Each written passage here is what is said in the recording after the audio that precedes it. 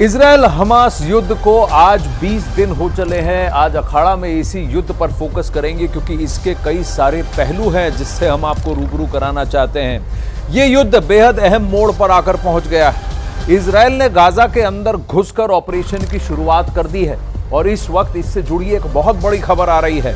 Hamas की military wing अल Qasim brigade ने Israel के एक हेलीकॉप्टर को मार गिराने का दावा भी किया है। हमास ने दावा किया है कि उसकी अल कासिम ब्रिगेड ने सैम 7 मिसाइल के जरिए बुरेस कैंप के पास इजरायल के एक हेलीकॉप्टर को मार गिराया है। हालांकि अब तक इजरायल की ओर से इस खबर की कोई पुष्टि नहीं की गई।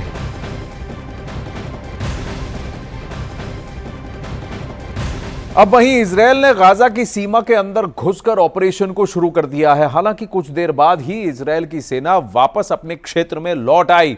रात के वक्त हुए ऑपरेशन के ये दो तस्वीरें सामने आई हैं।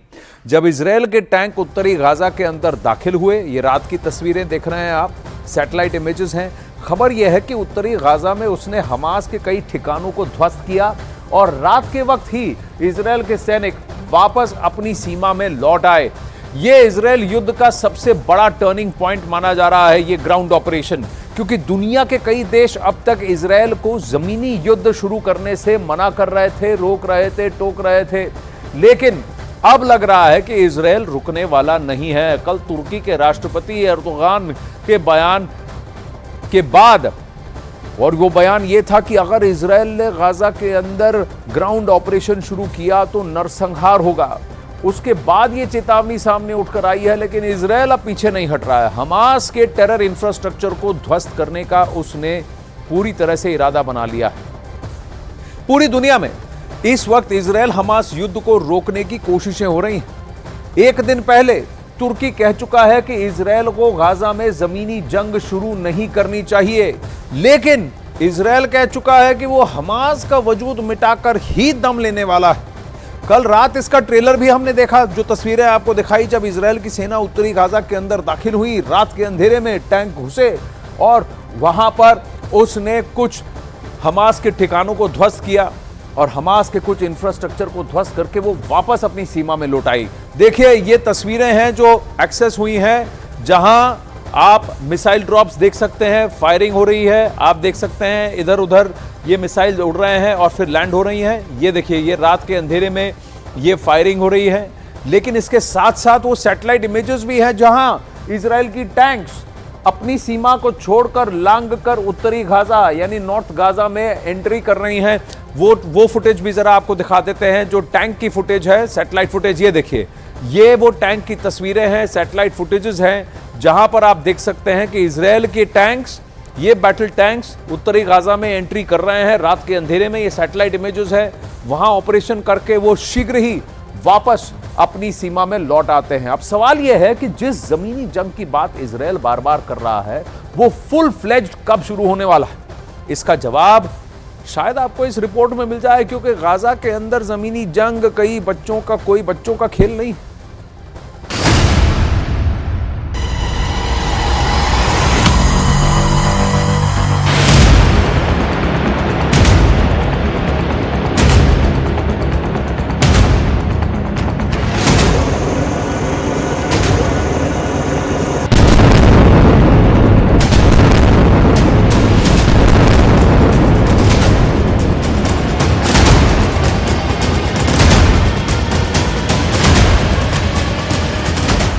इजरायल के टैंकों का गाजा के बॉर्डर पर जमावड़ा है, लेकिन वो गाजा में दाखिल क्यों नहीं हो रहे हैं?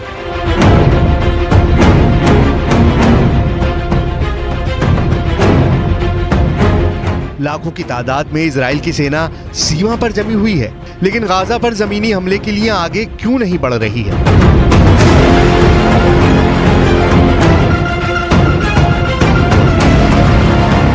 किस मजबूरी ने इजरायल की सेना के पांव जकड़ रखे हैं?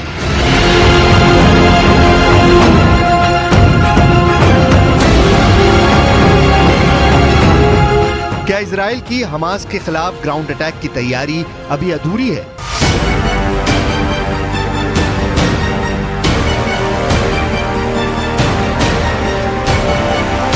क्या इजरायल की फौज गाजा में घुसने से डर रही है?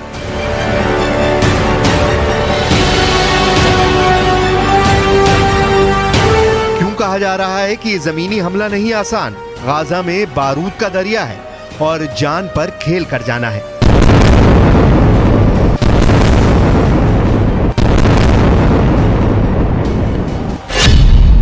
गाजा में हमास ने कितना जानलेवा जाल बिछा रखा है? क्यों कहा जा रहा है कि ये जाल फांसी के फंदे जैसा है? क्यों कहा जा रहा है कि इस जाल में जो फंसा समझिए जान से गया? क्या हमास का सबसे मजबूत सुरक्षा चक्र ये जाल ही है जिसने इजराइल की सेना के पांव रोक रखे हैं?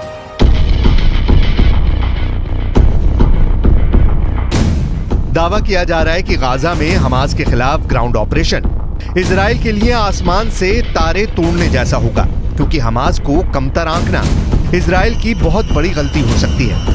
हमास ने इजराइल को चुनौती देते हुए एक ऐसा वीडियो रिलीज किया है जिसमें इजराइल के ग्राउंड अटैक का जवाब कैसे देना है इसका ट्रेलर दिखाया है।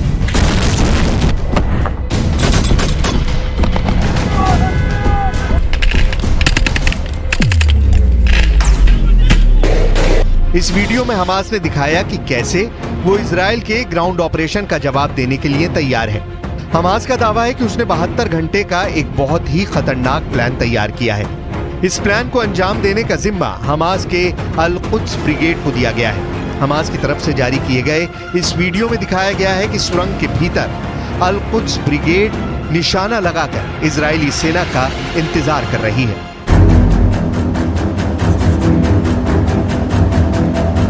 अब बड़ा सवाल है, हमास की इस तैयारी को तोड़ते हुए इजराइल की फौज गाजा में कैसे घुसेगी?